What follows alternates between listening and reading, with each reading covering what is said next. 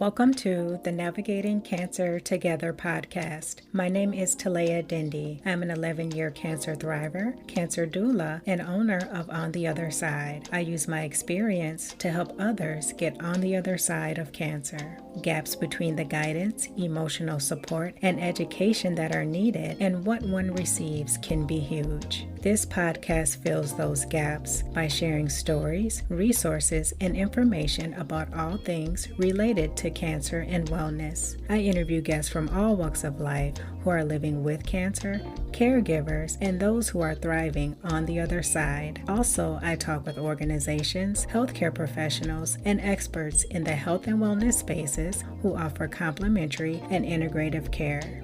Join me. We are in this together. Disclaimer. The purpose of this podcast is to educate and to inform. The podcast is provided on the understanding that it does not constitute medical or other professional advice or services. It is not a substitute for professional care by a doctor or other qualified medical professionals and is not intended for the use in the diagnosis or treatment of individual conditions. Guests who speak in a podcast express their own opinions, experience, and conclusions. Neither Talea Dindy, Navigating Cancer Together, On the Other Side LLC, nor any of its affiliates endorses, supports, or opposes any treatment option or other matter discussed in a podcast. The mention of any product, service, organization, activity, or therapy on a podcast should not be construed as an endorsement. Hello, and welcome to Navigating Cancer Together. Thank you so much for joining us for another episode. I am your host, Talea Dindy. Today, our very special guest is Joseph M. Lenard. Joseph M. Lenard was born in the 1960s, and he is very much a person of the 1980s. He is also a lifelong, by choice, resident of Wyandotte, Michigan.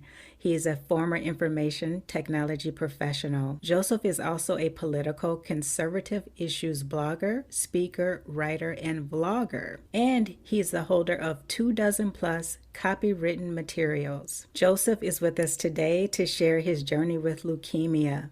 Thank you so much, Joseph, for joining us today, and welcome. Thank you for having me. Greatly appreciate it.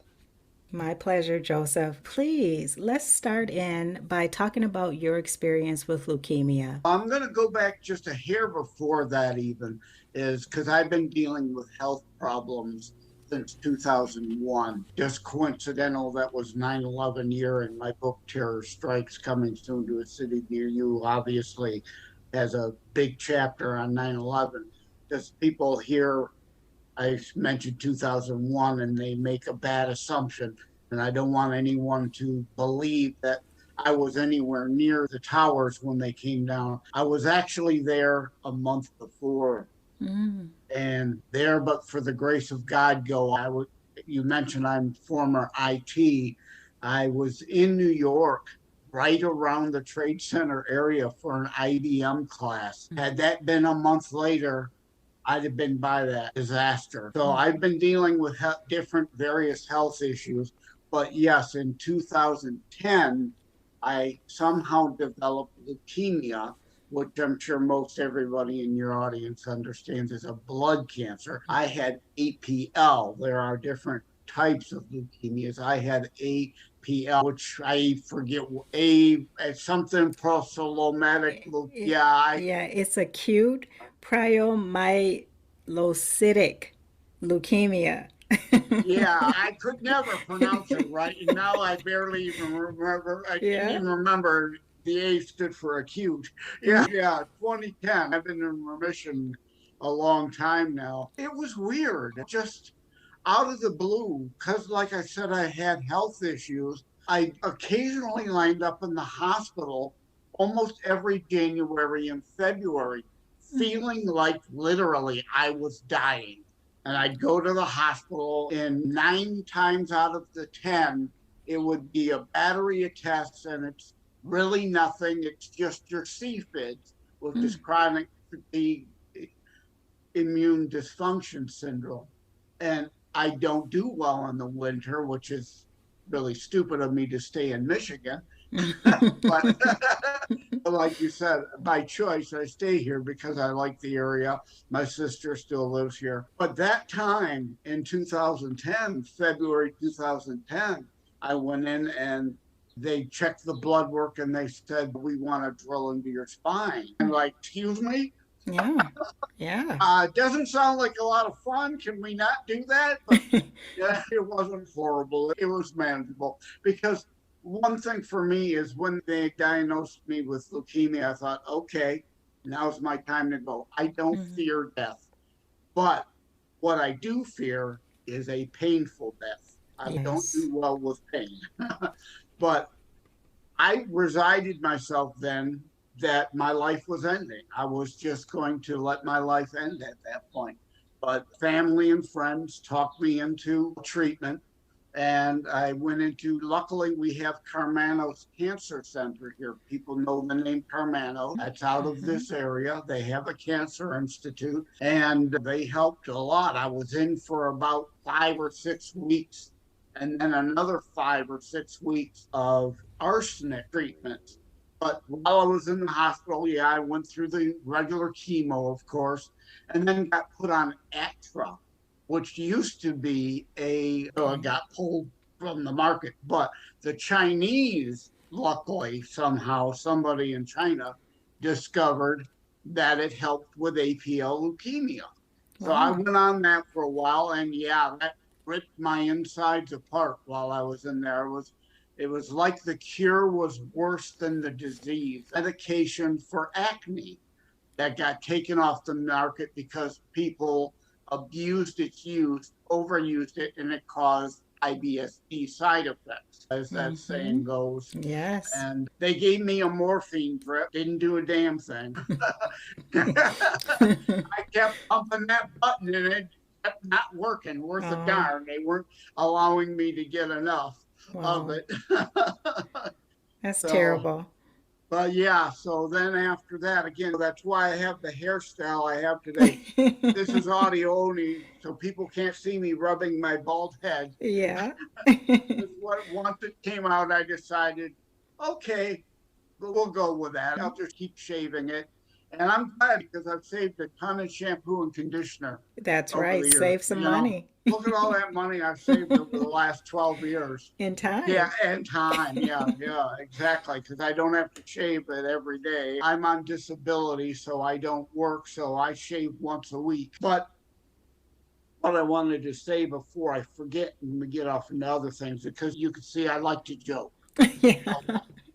Life is serious, folks. Yes. You still got to keep a sense of humor. I was telling jokes while in the hospital, potentially dying of cancer.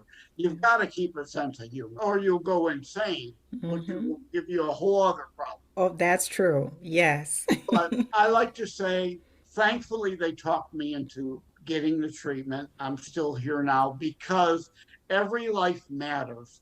You don't know what the future holds. Look at me now. I'm a #1 bestseller with Terror Strikes coming soon to a city near you. Hopefully helps people.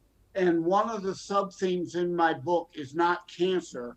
I have a cancer theme that will occur in my follow-up book, which won't be a direct sequel, but as a tie-in to a character who writes a letter to the editor in this book. Because I'm like no other author. I throw out the formulaic writing guidelines. I put those through the shredder. This is not a cookie cutter book, all the other ones you read, and I'm not going to peddle a sequel down people's throats. The next one will have a tie-in, and the character in there will go through cancer as part of his life and the circumstances of being about the value of life, like this book is. Terror Strikes, about terrorism. It's not a book about death, but one about living. And those both foreign and domestic that would deprive you of your life, liberty, and pursuit of happiness. So you never know what is in store for you. And a sub-theme in this book is also suicide, because there's that issue with people. Life matters.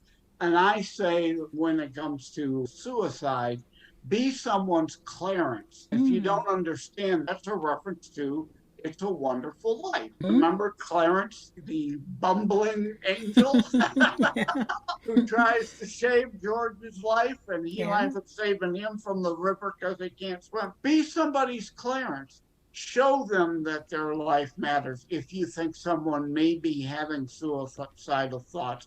Now, unlike the movie, George dramatically stops a pharmacist from poisoning a child and Hmm. ruining his and a family and possibly killing a kid life in the process. Obviously, that's over dramatized for a movie. Your Yes. life may not be that dramatic, but tons of little things can matter. And like I told you in our pre interview, what if you saved someone's life from suicide who then goes on to have a child that cures cancer? That cancer wouldn't have been cured had we not saved that person's life. And then one other thing in the sense of humor department, I'll throw in just in case we don't forget, I know we talked about this before, is I'm not a doctor. I'm not giving medical advice here, but if you have outdoor allergies, guess what? Chemotherapy can cure them.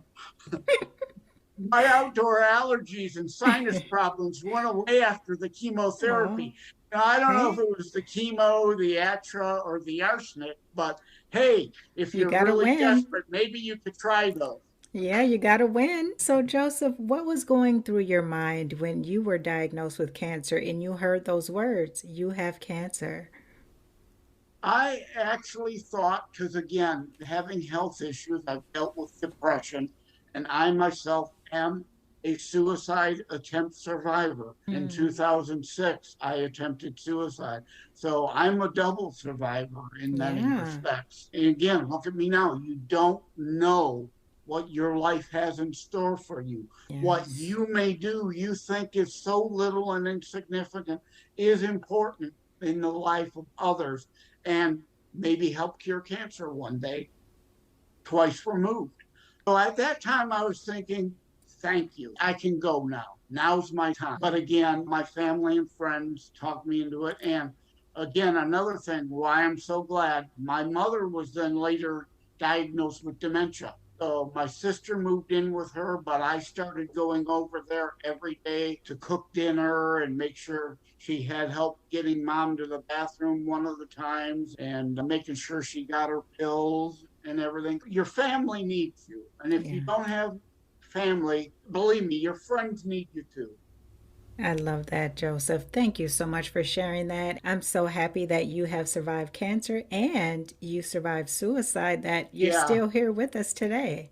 it's certainly not something I'm fond of talking about, but Yes. to me, it's become part of my purpose in life. Again, to demonstrate that life has meaning, life matters, all life matters. Every life has a meaning and a value to it. Thank you, So Joseph. I share it somewhat reluctantly, but feel compelled that I should. Well said. Joseph, speaking of mental health, how did you take care of your mental health while on your cancer journey? What helped you get through it? Well, humor. You were- Like I was telling jokes in the in Caramarno's Cancer Center, and you'll see some of the humor in Terror Strikes coming soon to a city near you, too. Because again, while it's a serious book, I make that point. You've got to keep humor in your life or you'll go crazy. Mhm. Serious things are going on all about us, but you can make somebody's day by making a joke. And one thing in my comic relief chapter, my character Martin, Marten, who's a Detroit newspaper person, goes into a pizza place to get a pizza to go. There's three young ladies that come in and sit down. Two of them have wild red hair. One looks like a natural brunette. So never like me. My character Martin is not me. Aspects of me are in there. So like me, he doesn't pass up the chance to make a joke. He wanders over and says, I love your hair. And they say, thank you. And I said, no, I really do. My character, which Mhm. this did actually happen at a pizza place. It's been fictionalized a bit, but I did say this to two women with wild red hair. And the brunette I turned to and said, you must be the boring one. And she took it in the manner it was intended. Mhm. And Nice. then in the conclusion of that chapter, my character concludes with a phrase I like to pass on to always everyone. Remember, things could always be better, but things could often be worse. We Yes. got up on the right side of the lawn, as the saying goes today. Yes. Wise words, Joseph. What has cancer taught you? Oh, wow. There's a question I should have anticipated, but did. It taught me it's a real son of a bleep. Yeah. And I certainly only know my struggle. I don't know others. There are so many various kinds of cancer. And I've always been sympathetic and always been generous when I was working and had a decent salary in my charitable givings. And one thing, even with this book, I try to do too, even though I'm on a Social Security disability right now and can't really afford to give to charities. Mm-hmm. At my website, terrorstrikes.info/charity, I encourage people to give. A small amount you give to help others can also be a point and purpose in your life. Maybe Yeah. you can't directly help, but you can be a small help indirectly. That's true, Joseph. And also, we can provide help in other ways too. If people can't afford it, they can give their time. And that could mean just allowing someone to call you and they may have questions. They may need to just have someone listen to them. That's another way of giving as well. Yeah, Mm-hmm. volunteering, Yeah. absolutely. I always used to volunteer at several churches in the areas to help. They'd have church festivals to get money to Mm-hmm. replace the roof or put a new building up, help put a new building up or whatever, help fund the schools that were unfortunately being in trouble. But with the Wuhan virus paranoia and lockdowns, all Mm-hmm. those stopped and they Yes. haven't restarted. But I used to volunteer my time dealing blackjack. I love to Mm-hmm. deal blackjack. Have a lot of fun with the people. Joke around. Sure, you don't want to hit on 20. Yeah. There might be an ace there. Come on, hit on the 20. I always say, Joseph, laughter is the best medicine. And anybody that can make me laugh, hey, I love them. It just does something to the soul when you're able to just have that deep belly laugh and just, it's a reset. That's how I feel. Yeah. And I discussed that while I was in Carmanis Cancer Center going through my leukemia treatment. People would mention about my sense of humor and Mm-hmm. still trying always to be upbeat. And I addressed that in Terror Strikes Coming Soon to a City near you Mm-hmm. about Patch Adams. You know who Patch Adams is. Yes. Uh-huh. Robin Williams Played that him. is had a movie Patch Adams, and if you haven't seen the movie Patch Adams, you should see it. Now, obviously, you can't have scientific proof that laughter helps heal, but Mm-hmm. you can anecdotally see that it is most likely true. And I even make a quote about Schrodinger's cat, and I'll just leave that as a teaser Okay. regarding Patch Adams. So hopefully people will check out my book. All right. Wonderful. Joseph, what would you say to anyone suffering from cancer or any other potential life-threatening disease? Oh, again, just to reiterate the point, every life has meaning. Get the treatment. I know it can be difficult. And if you're in financial straits, there are charities out there that can help. Being on disability, I've been on Medicare Plus plan through Mm-hmm. Blue Cross in Michigan here, and they covered $100,000 of Wow. treatment. I had to pay like $3,000, which was difficult for me. I had to Yes. create a payment plan being on disability just to be able to cover that cost. But go for the treatment. Find a cancer center that can help you with the bills. Carminos helped me to link up with the Leukemia Foundation, and they gave nominal amounts. But if you can, every life has meaning. Fight the good fight. And if it's meant to be, it's meant to be. Just your battle alone, too, may help others, So like I true. hope I'm doing here today. Yes, Joseph. Thank you so much for talking with us today. And I'm sure that you are providing laughter and encouragement to the audience. But yes, everything that you do matters and it's going to touch someone. Thank you so much. Yeah, that's a big point. Yeah. You may not see it, Your lives affect other lives who affect other lives. I like to think of that old Pantene commercial. Mm-hmm. You help, they tell two people, they tell two people, they tell two more people exponentially. You Yeah. help someone, they help someone exponentially. You're helping to create a more humane planet. Yes. The key is talking to each other and making that time and being present. That's the other part of that, too, that information sharing. Yeah, which is difficult with many people's lives are so very busy and hectic. You, as the saying goes, you've got to take the time to smell the roses on occasion, Mm-hmm. even if that's just a brief encounter at a Starbucks to have a whimsical conversation with anybody you happen to come across. It Yes. helps you, it helps them. So true.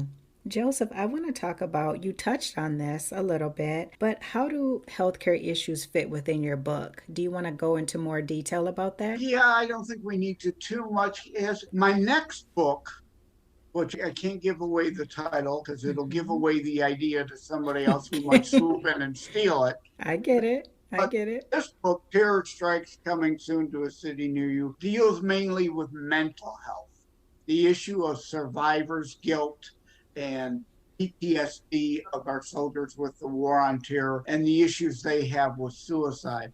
But like I alluded to, there's a character Mm-hmm. who's only briefly mentioned in the book in Mm-hmm. one chapter, and I won't give his name.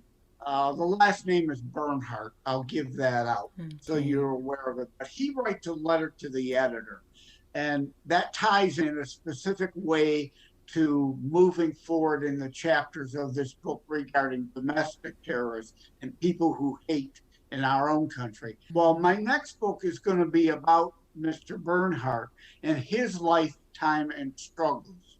And like I said, I'll deal with cancer, whether it's leukemia, because, like they say, write about what you know, or if I Yes. research something else for whatever reason to deal with that, and maybe just then allude to that character has a friend who has leukemia, so I could deal with multiple cancers within the same manuscript. But so mental health is an issue in this book, and physical health, including cancer, I hope to be in the non sequel follow up.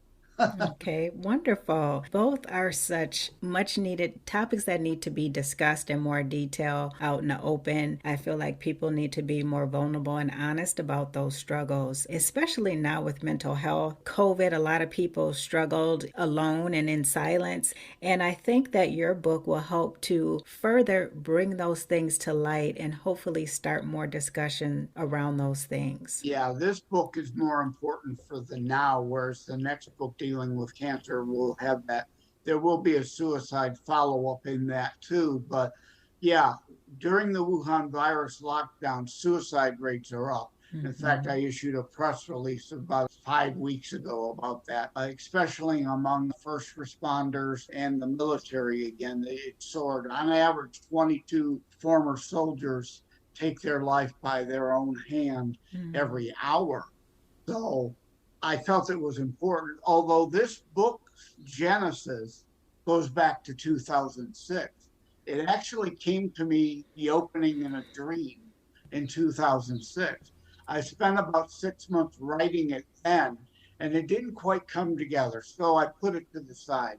Well, over the Wuhan virus lockdowns, the dreams came back to me in 2021. And I thought, okay, I get the hint.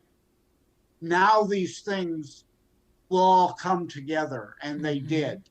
And I got the book to my publisher in January. We had it up on Kindle in May, but the official release date was April 15th, which is an inside joke, although your audience isn't political in nature. Mm. April 15th was both Good Friday, Oh. because I'm Christian. It's Mhm. also Tax Day, which Oh. some people consider IRS agents to be terrorists. That's right. That's If you've right. ever been audited, you think they're terrorists. Great connection there. Yes.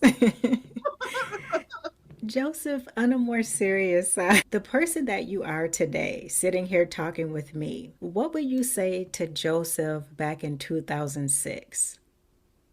Oh, just all the things that I'm saying to you now. And I'm Mhm. hoping people will understand again, all life has meaning, and you'll look back on it 10 years, 20 years down the road. It may not be an immediate, this Twitter age, we're all into instant, immediate gratification. It Mhm. may not happen that way.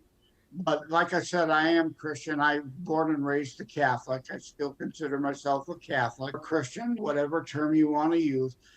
God has purpose for your life. He really does. Again, whether or not you see it, there is a point and a purpose. Yes, so true, Joseph. If people are interested in the book, Joseph, if they want to reach out to you and they have questions, where can they find you? Yeah, I've got two websites. I already alluded to terrorstrikes.info/charities for giving to some charities that are related to first responders and survivors of terrorism and things of that nature. Terrorstrikes.info is the book website, and there's a buy tab. You can buy direct. In fact, if you buy direct, I have a U.S. residency address.